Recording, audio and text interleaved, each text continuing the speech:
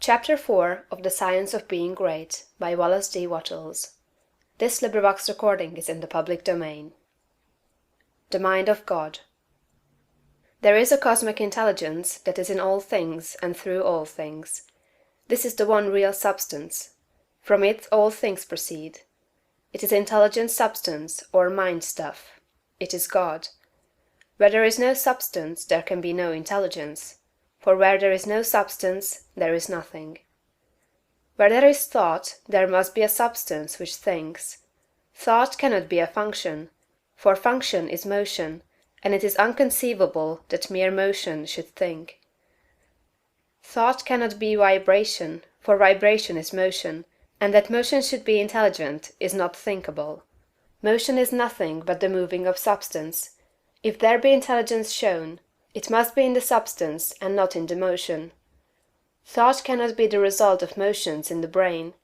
If thought is in the brain, it must be in the brain's substance, and not in the motions which brain substance makes. But thought is not in the brain substance, for brain substance, without life, is quite unintelligent and dead. Thought is in the life principle that animates the brain, in the spirit substance, which is the real man. The brain does not think. The man thinks, and expresses his thought through the brain. There is a spirit substance that thinks. Just as the spirit substance of man permeates his body, and thinks and knows in the body, so the original spirit substance, God, permeates all nature and thinks and knows in nature. Nature is as intelligent as man, and knows more than man. Nature knows all things. The All-Mind has been in touch with all things from the beginning, and it contains all knowledge. Man's experience covers a few things, and these things man knows. But God's experience covers all the things that have happened since the creation, from the wreck of a planet or the passing of a comet to the fall of a sparrow. All that is and all that has been are present in the intelligence that is wrapped about us, and enfolds us and presses upon us from every side. All the encyclopedias men have written are but trivial affairs compared to the vast knowledge held by the mind in which men live, move, and have their being. The truth men perceive by inspiration are thoughts held in this mind. If they were not thoughts, man could not perceive them, for they would have no existence, and they could not exist as thoughts unless there is a mind for them to exist in, and the mind can be nothing else than a substance which thinks. Man is thinking substance, a portion of the cosmic substance. But man is limited, while the cosmic intelligence from which he sprang, which Jesus calls the Father, is unlimited. All intelligence, power, and force comes from the Father. Jesus recognized this, and stated it very plainly. Over and over again, he ascribed all his wisdom and power to his unity with the Father, and to his perceiving the thoughts of God. My Father and I are one. This was the foundation of his knowledge and power. He showed the people the necessity of becoming spiritually awakened, of hearing his voice and becoming like him. He compared the unthinking man who is the prey and sport of circumstances to the dead man in a tomb, and besought him to hear and come forth.